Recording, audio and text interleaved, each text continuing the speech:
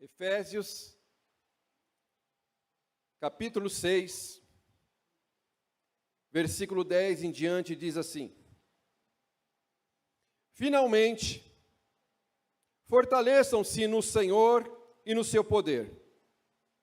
Vistam toda a armadura de Deus, para poderem ficar firmes contra as ciladas do diabo.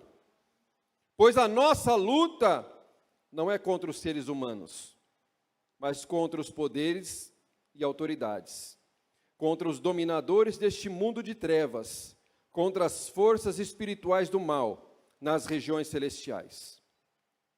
Por isso, vistam toda a armadura de Deus, para que possam resistir no dia mau e permanecer inabaláveis depois de terem feito tudo. Assim mantenham-se firmes, cingindo-se o cinto da verdade, vestindo a couraça da justiça e tendo os pés calçados com a prontidão do evangelho da paz. Além disso, usem o escudo da fé, com o qual vocês poderão apagar todas as setas inflamadas do maligno.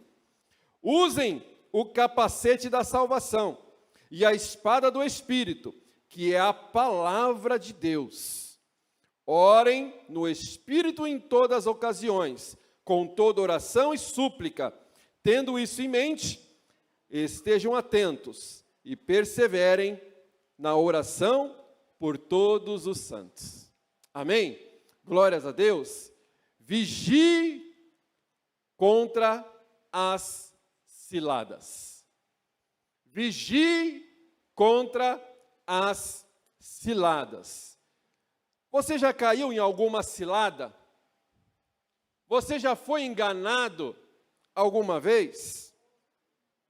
É ruim ou não é ruim? É muito ruim, irmãos, ser enganado. É muito ruim você cair numa cilada. Uma vez eu comprei um celular e o correio não me entregou o celular. E o correio disse que entregou. E eu fui até a agência do correio, fiquei no prejuízo. Muito ruim, irmãos, nós sermos enganados. Muito ruim nós sermos enganados. Muito ruim cairmos em ciladas. Nós vemos constantemente falando nas notícias, pessoas que caem em ciladas de relacionamento. Chega lá, pensa que é um gatão, uma gatona, e é um ladrão. Tantos caem nessas ciladas, irmãos, de sites de relacionamento, porque acha que é uma coisa, mas na verdade é outra coisa. E eu lembro quando eu era criança, que eu ia lá para o interior, e o tio da minha mãe, ele armava algumas arapucas para poder pegar os passarinhos. E ele colocava ali a isca, que o passarinho gostava. Aí que o passarinho entrava, quando ele entrava, a arapuca caía e ele pegava o passarinho. Com a ratoeira não é a mesma coisa? Você pega lá, coloca um queijinho, o ratinho vem, feliz, encontrei um queijinho. Na hora que vai ver, isca, foi pego. E sabe quem é especialista em ciladas? O diabo.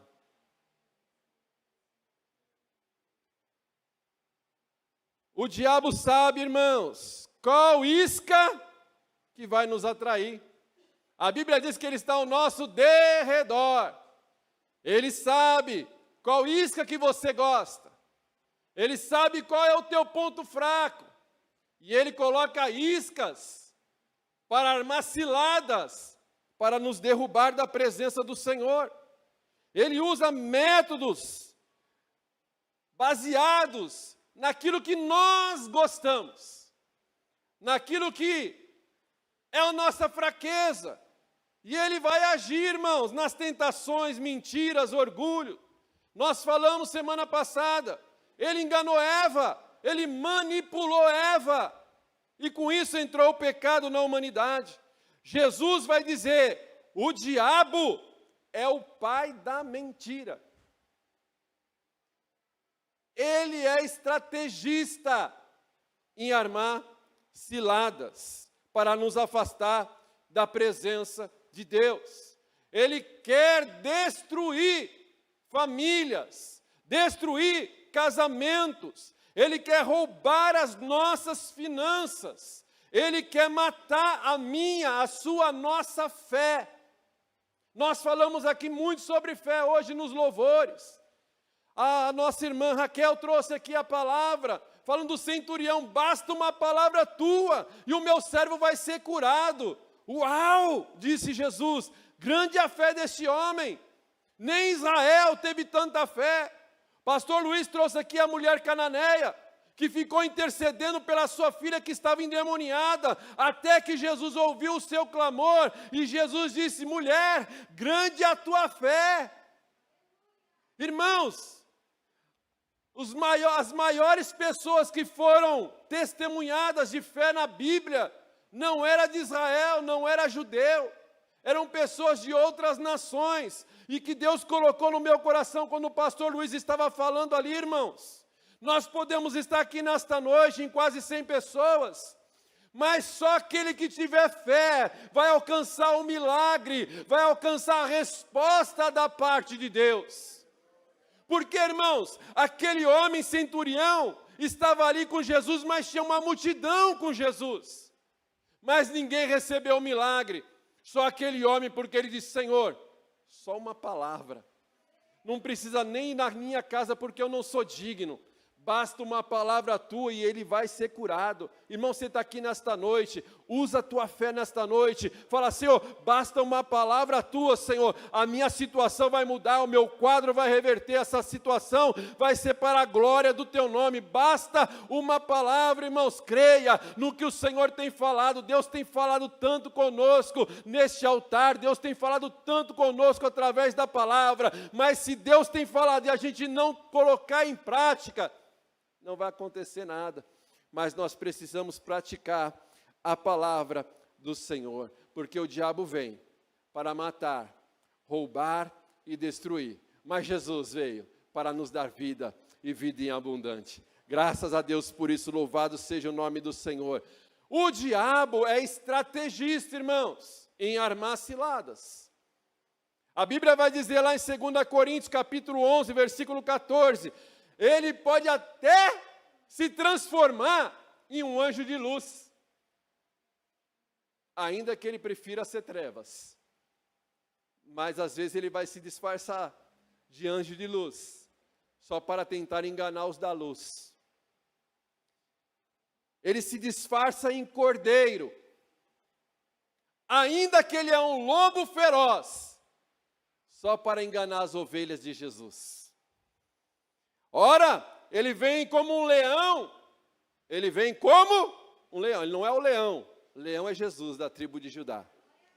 Ele vem como um leão, rugindo, fazendo barulho, porque é uma coisa que o diabo é, marqueteiro.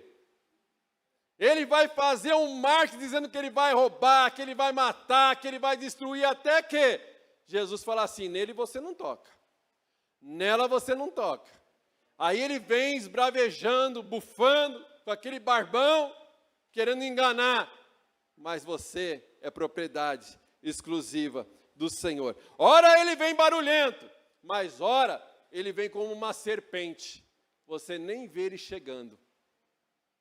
Ele vem tranquilinho, sutilmente. Você nem está sabendo que aquela confusão foi ele que armou. Você nem está sabendo que esse sentimento foi ele que colocou. E aí a gente vai alimentando, porque ele vem cada hora com uma estratégia diferente.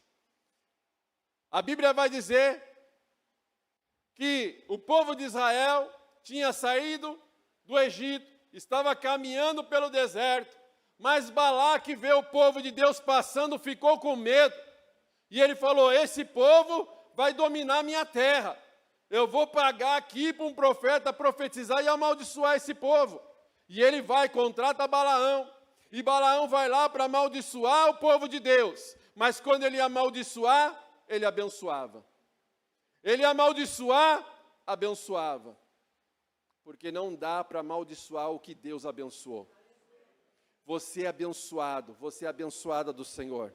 Não dá, irmãos, não dá para amaldiçoar o que Deus abençoa. A maior cilada do diabo para os nossos dias, sabe qual é? Tem problema não.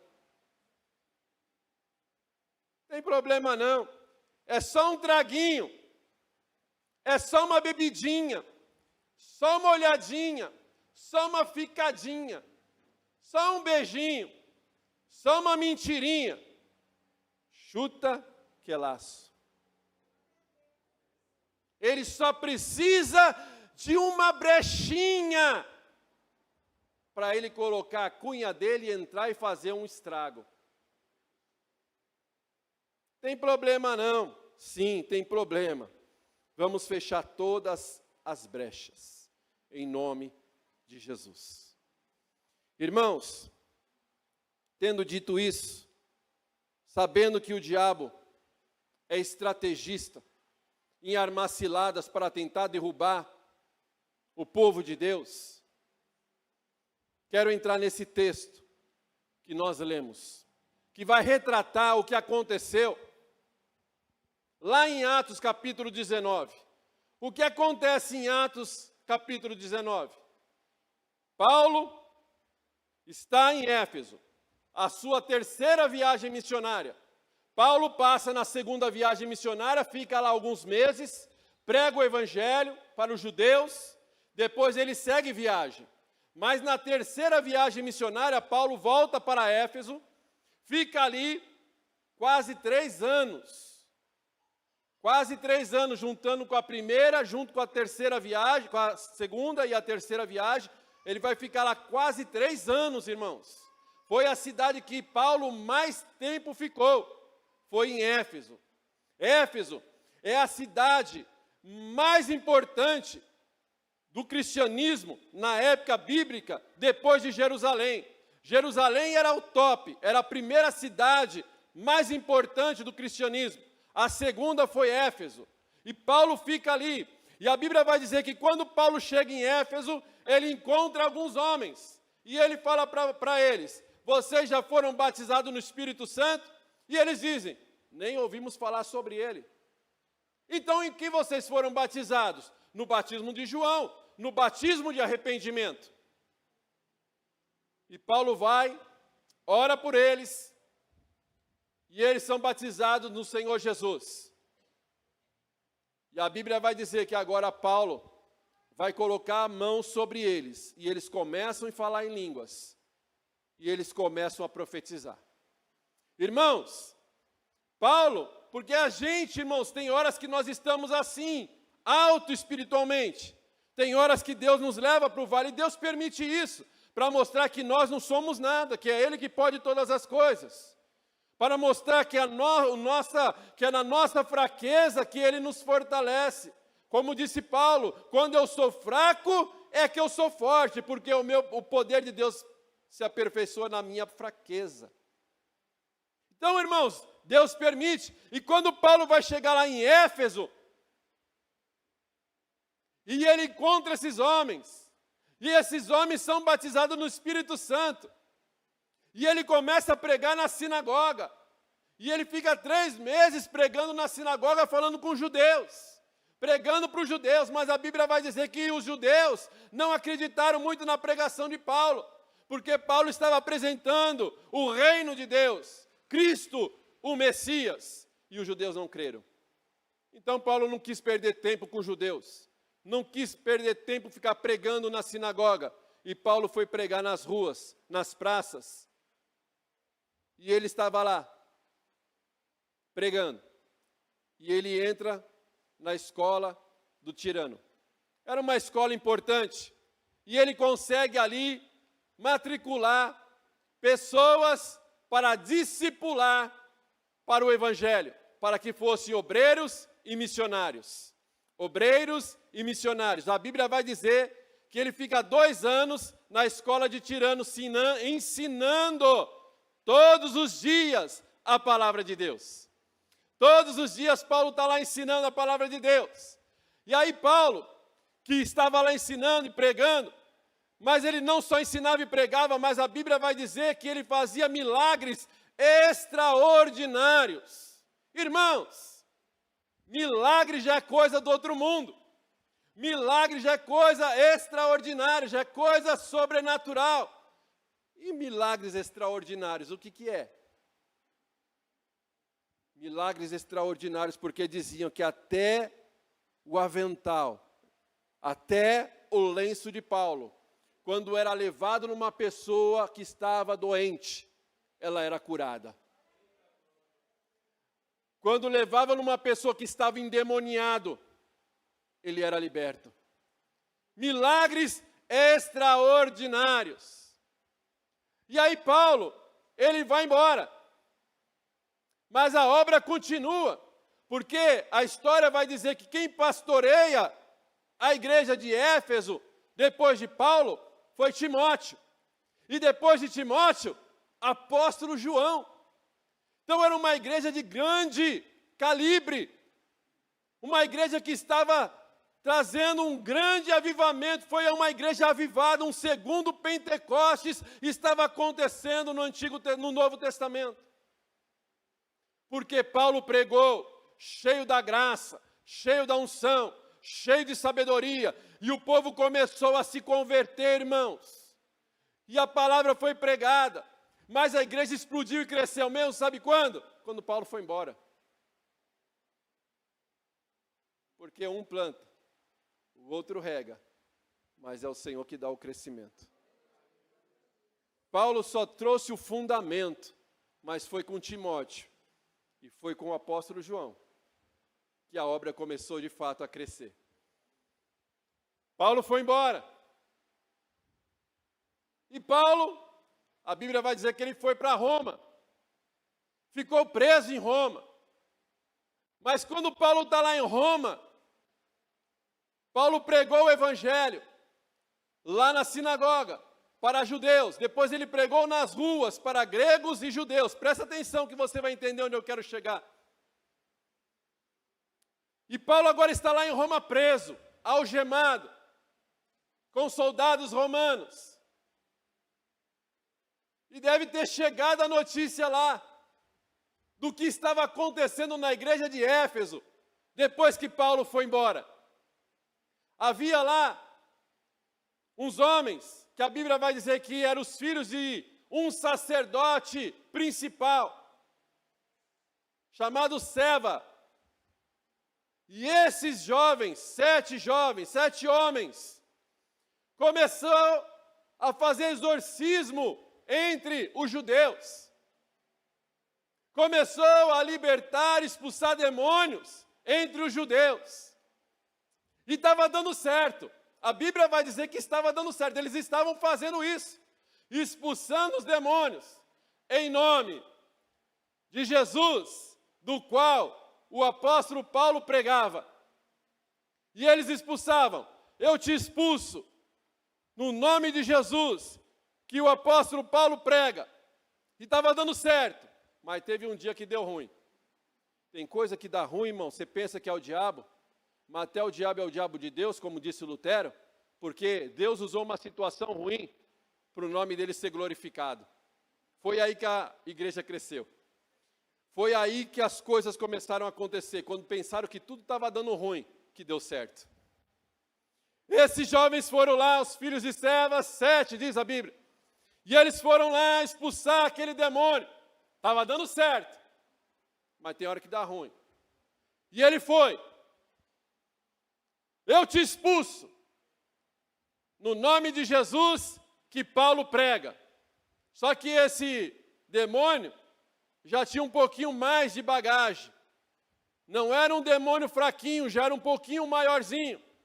E ele vai dizer para eles: Eu conheço Jesus. Eu sei quem é Paulo. Mas e vocês, quem são? E a Bíblia vai dizer que antes de eles fugirem, ele pega 2, bate neles, arranca as roupas deles, e eles saem feridos e pelados, porque tomou uma surra daquele homem que estava endemoniado. Irmãos, olha como Deus trabalha. Essa notícia, vai dizer a Bíblia, ficou conhecida em toda Éfeso. Toda a cidade ficou sabendo que os filhos de Seva estavam expulsando o demônio no nome de Jesus que Paulo pregava. Não ouviram Paulo quando esteve com eles, mas a notícia que o diabo disse: eu conheço Jesus, eu sei quem é Paulo, mas quem é você? Irmão, nós temos que ser conhecidos no céu, mas nós também temos que ser conhecidos no inferno, porque se você é um crente de verdade, um crente que ora, um crente que prega a palavra, um crente que vive a palavra, um crente de comunhão, um crente que tem comunhão na presença do Senhor, você é conhecido no céu, mas também é conhecido no inferno. A Bíblia vai dizer, irmãos, que essa notícia chegou para todo mundo, 200 mil habitantes. Todo mundo ficou sabendo dessa história. E com isso, oh glória, com isso, muitos, porque Éfeso, a cidade era conhecida pela deusa Diana, era o maior templo idólatra da terra ali naquela época. E era uma cidade que valorizava o ocultismo, a magia. E quando eles ficam sabendo disso, eles começam a se converter, porque houve grande temor no coração deles. E eles começam a se converter. Eles começam a se arrepender dos seus pecados. E a Bíblia vai dizer, irmãos, 50 mil dracmas. 50 mil dracmas. Sabe quanto vale uma dracma? O salário braçal de um dia. 50 mil dracmas. Era muito dinheiro.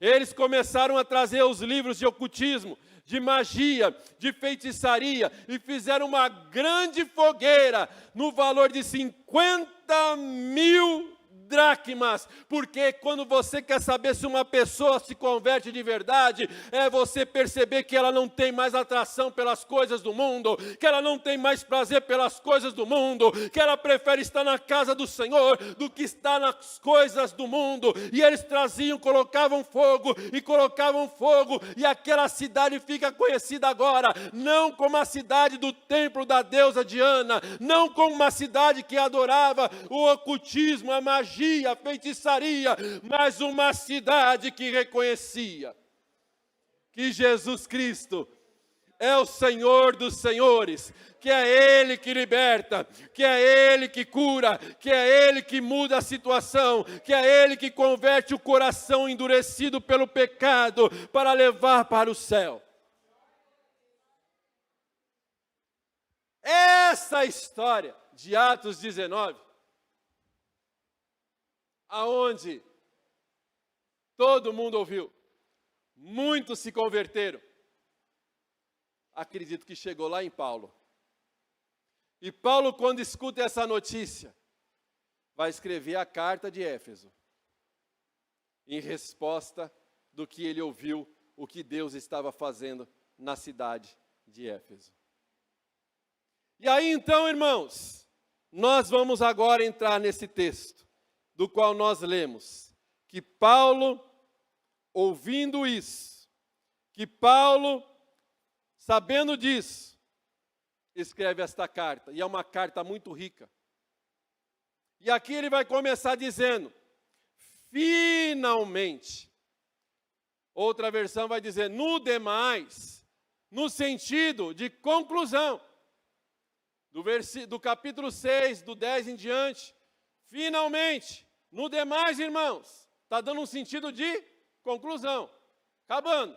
Ó, vamos terminar a carta aqui, mas finalmente eu vou dizer essas coisas. Mas no original não é finalmente, não é no demais. Está dizendo assim, a partir de agora,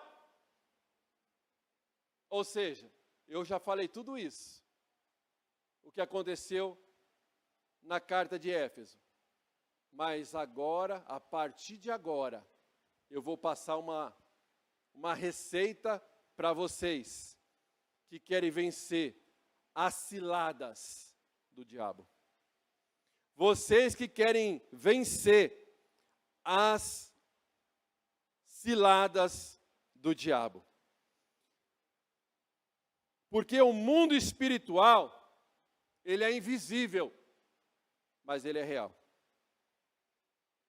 O mundo espiritual é invisível, mas é real. Antes de falar com quem nós devemos lutar, eu vou dizer com quem você não deve lutar. Contra as pessoas. Você está olhando para as pessoas. Por isso que nós vamos fazer esse propósito de jejum. Porque você está olhando para as pessoas, está lutando contra as pessoas. Mas nós temos que olhar quem está agindo por trás das pessoas. Daniel, durante 21 dias, propositou diante do Senhor para buscar uma resposta da parte do Senhor. O príncipe da Pérsia resistiu, porque atrás do príncipe da Pérsia, terreno, havia um príncipe espiritual. Atrás dessa situação que você pensa que é natural, é espiritual. Você não deve lutar com pessoas, com seres humanos, mas contra o poder das trevas que está agindo através dessa pessoa. Colocando perseguição, falando mal de você. Nossa luta não é contra seres humanos. Temos que identificar qual é a força que tem agido por trás dessas pessoas para tentar nos tocar. A Bíblia vai dizer, em Gálatas capítulo 5, versículo 16. Gálatas 5, 16. É importantíssimo nós entendermos.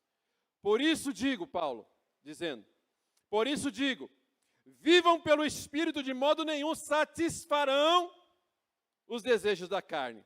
Quem vive no Espírito não vai satisfazer os desejos da carne. Pois a carne deseja o que é contrário ao Espírito, e o Espírito que é contrário à carne. Eles estão em conflito um com o outro, a carne e o Espírito, a carne e o Espírito, de modo que vocês não fazem o que desejam. Mas se vocês são guiados pelo Espírito, não está debaixo da lei. Aí agora a receita aqui. Presta atenção nisso. Porque você acha que é o diabo, mas muita coisa que você acha que é o diabo, é nós mesmos. Mas em cima daquilo que nós queremos, o diabo ele age. Em cima daquilo que nós pensamos, o diabo age. Ora, versículo 19. As obras da carne são manifestas. As obras da carne ou as obras do diabo? Da carne. As obras da carne são manifestas. Imoralidade sexual, impureza e libertinagem, que quer os prazeres. Idolatria, feitiçaria, ódio, discórdia, ciúmes, ira, egoísmo, dissensões, que é criar contenda entre os irmãos, facções, inveja, embriaguez, orgias, coisas semelhantes. Eu os advirto, como antes já os adverti, que os que praticam coisas como essas não herdarão o reino de Deus. Quando fazemos a vontade da carne, estamos dando lugar ao diabo. É uma brechinha que está sendo aberta para o diabo atuar, para o diabo operar. Efésios, capítulo 4, versículo 27, Efésios 4, 27, vai dizer assim: quando vocês ficarem irados, não pequem. Apaziguem a sua ira antes que o sol se ponha. E não deem lugar ao diabo. Então, quem pratica as obras da carne está dando lugar ao diabo. E ele vai continuar. Versículo 28. O que furtava, não furte mais. Antes trabalhe fazendo algo de útil com as mãos, para que tenham o que repartir com quem tiver necessidade. Nenhuma palavra torpe saia da boca de vocês, mas apenas a que for útil para edificar os outros, conforme a necessidade, para que conceda graça aos que a ouvem. Agora aqui é a chave, irmão, 30. Primeiro, os que praticam a obra da carne estão dando lugar ao diabo. Versículo 30. Vai dizer assim: não entristeçam o Espírito Santo de Deus. Quem pratica... Está ouvindo o som aí, irmãos? Está me ouvindo? Que aqui eu não estou ouvindo nada. Quem pratica a obra da carne está dando lugar ao diabo e está entristecendo o Espírito Santo. O Espírito Santo mora dentro de mim e de você. Se a gente está praticando a obra da carne, a gente está dando lugar ao diabo. E a gente está entristecendo o Espírito Santo de Deus. Temos que ter uma vida de santidade. Versículo 10 vai dizer: finalmente, ou a partir de agora, fortaleçam-se no Senhor e no seu poder. A partir de agora, irmãos, vamos nos fortalecer no Senhor e na força do seu poder. Vamos nos fortalecer no Senhor, nesse tempo que nos resta aqui nessa terra, porque é necessário uma luta travada contra o mal, porque as portas do inferno não vão prevalecer contra a igreja. As portas do inferno não prevalecerão contra a igreja. Nesta luta, o apóstolo Paulo vai dizer: a igreja só pode vencer se nós estivermos revestidos com toda a armadura de Deus. Toda ela completa. Não pode faltar nenhuma parte, porque se faltar alguma parte na armadura de Deus, vai ser uma brecha que o inimigo pode entrar por ali. Então nós precisamos usar a armadura completa, ela toda. Assim nós venceremos o diabo. Porque o diabo é mais forte do que eu e você, mas ele não é mais forte que Jesus. O diabo tem poder, mas Jesus tem todo o poder. Todo o poder foi me dado no céu e na terra. O Senhor Jesus tem todo o poder, irmãos, todo o poder. Fortaleça-se no Senhor e na força do seu poder. É reconhecer, irmãos, nós somos limitados, mas Deus é poderoso. Nós somos limitados, mas Deus, Ele vai nos fortalecer se nós usarmos a armadura de Deus. Nós venceremos porque somos dependentes do Senhor. William Gurnall, um puritano, ele disse assim: no céu comparecemos não com a armadura, no céu compareceremos não como uma armadura, mas vestidos com uma roupa de glória. Agora aqui deve ser usada dia e noite. Devemos andar, trabalhar, dormir, vestidos com a armadura de Deus. Senão, não seremos verdadeiros soldados de Jesus. Irmãos, nós precisamos nos revestir com toda a armadura de Deus e não tirar por nada, porque se tirar, o inimigo vai vir e vai tentar nos derrubar. Por isso que o apóstolo Paulo vai dizer aqui 4 vezes: firmes, fica firme, firmes e resistir.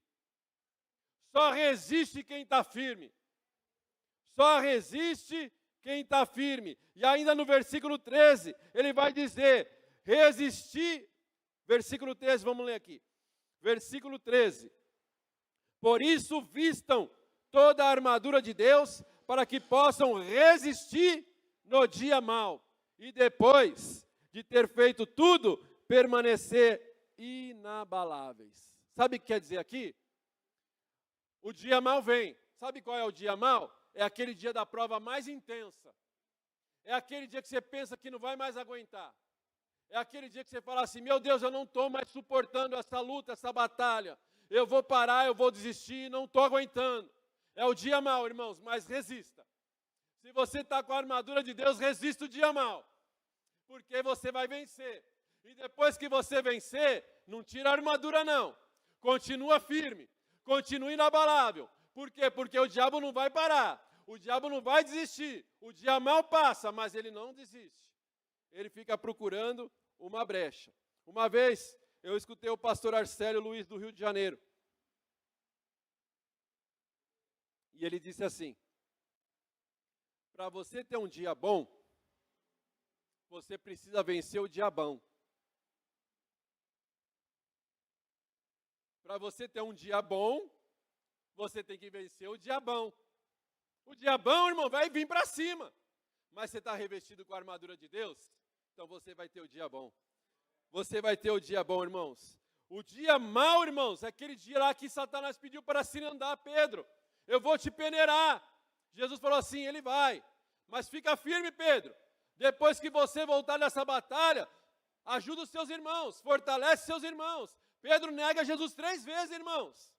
Ele pensou que o ministério dele tinha acabado, a sua comunhão com Deus tinha acabado, mas ele está lá pescando, Jesus vai até ele, e Jesus restaura o ministério de Pedro. Pedro, tu me amas? Eu te amo, Senhor. Pedro, tu me amas? Eu te amo, Senhor. Pedro, tu me amas? Eu te amo, Senhor. Tu sabes que eu te amo. Então apacenta as minhas ovelhas. O teu ministério não acabou, Pedro. O teu ministério não acabou, Pedro. Você só estava sendo afrontado no dia mau. Mas você venceu. Porque eu venci por você. Eu intercedi por você. Irmãos, nós precisamos estar sempre atentos, sempre alertas. Porque o diabo, irmãos, ele não vai desistir. O diabo não vai parar. Ele tenta fazer eu e você dormir. Ele tenta nos fazer dormir. Alguém já disse, até uma mosca se atreve a andar em cima de um leão quando ele está dormindo. Noé dormiu. E porque Noé dormiu, irmãos, de alguma maneira ele foi maltratado pelo filho. E isso trouxe consequências que o seu filho Cã foi expulso da cidade. Porque de alguma maneira, a Bíblia não deixa claro, ele fez alguma coisa. Quando o seu pai estava dormindo ébrio, embriagado. Isso trouxe consequências, porque Noé estava dormindo. Sansão, irmãos, quando estava dormindo na casa de Dalila, perdeu as forças porque contou o segredo para ela, que se cortasse seus cabelos ele perderia a força. Irmãos, a Bíblia vai dizer que Saul perdeu a lança para Davi. Saul queria matar Davi. E Saul dormiu, e quando ele dormiu, Davi foi lá e roubou a lança dele. Eutico dormiu numa janela, Paulo pregando, tem alguns irmãos dormindo. Se Paulo pregando o Eutico dormiu, então eu estou em paz. Irmãos, Eutico dormiu na janela, Eutico olhava para o mundão, estava na igreja, mas eu quero estar no mundão. Está na igreja, mas eu quero ouvir o louvor? Não, eu quero ouvir o pancadão. Está na igreja, mas o mundo está atraindo mais. Caiu, irmãos, porque dormiu no lugar errado. O diabo, irmãos, vai dizer aí em Éfeso, capítulo 5, versículo 14. Por isso é que foi dito, desperta, ó tu que dormes, levanta-te dentre os mortos, e Cristo resplandecerá sobre ti. Se a igreja dormir, porque o diabo às vezes quer balançar o berço da igreja, para colocar os crentes para dormir. Para de orar, para de congregar, Para que jejuar? Quer colocar a igreja para dormir, porque se a igreja dormir, ele faz a vontade dele lá fora. Ele só não faz mais o que ele está fazendo porque tem uma igreja que ora. Tem uma igreja que busca. Tem uma igreja que intercede. Porque as portas do inferno não prevalecerão contra a igreja. Por isso Jesus vai dizer, por causa do aumento da iniquidade, o amor de quase todos está se esfriando. Irmãos, o tempo já foi, eu não vou conseguir terminar, nem entrar na armadura. Eu estou com uma outra palavra para a semana que vem, mas eu vou orar, se Deus falar para continuar, a gente continua. Mas eu vou parar por aqui. A Bíblia vai dizer que houve um grande avivamento em Éfeso. Eles se fortaleceram, se encheram da presença de Deus. Foi uma igreja que recebeu um grande avivamento de Deus. Era uma igreja morta, foi avivada, mas quando o apóstolo João vai falar sobre ela em Apocalipse para a igreja de Éfeso, Apocalipse 2:4, a igreja que está em Éfeso, tenho contra ti, abandonaram o primeiro amor. Era uma igreja avivada, era uma igreja cheia de Deus, mas dormiu. Uma igreja que um dia fez grandes obras para o Senhor, se tornou conhecida, mas foi uma igreja que dormiu. Nós podemos ser avivados, cheios do Espírito Santo hoje, mas se a gente tirar a armadura, o diabo pode entrar na cilada e derrubar e nos fazer dormir. E um dia que nós somos avivados, a gente vai deixar de ser. Desperta, ó tu que dormes. Que nesses dias de jejum, que nesses dias de propósito, a igreja possa se colocar de joelhos e buscar a presença do Senhor. Você pode se colocar de pé em nome de Jesus para nós orarmos?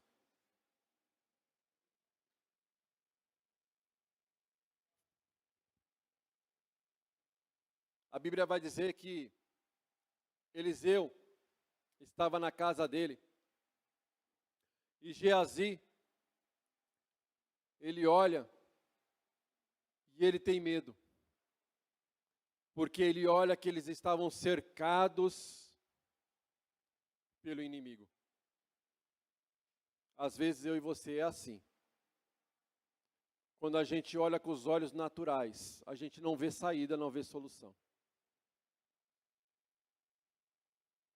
Mas aí vem Eliseu, que era um homem espiritual, um homem avivado, um homem cheio de Deus. E ele vai dizer, ei, Geazi, fique em paz, fica tranquilo. Mais são aqueles que estão conosco do que aqueles que estão contra nós. Porque o homem natural enxerga com os olhos naturais, mas o homem espiritual enxerga com os olhos de Deus. E aí ele diz, Senhor, abre os olhos para que ele veja. E quando ele olha, ele percebe que os inimigos estavam ao redor.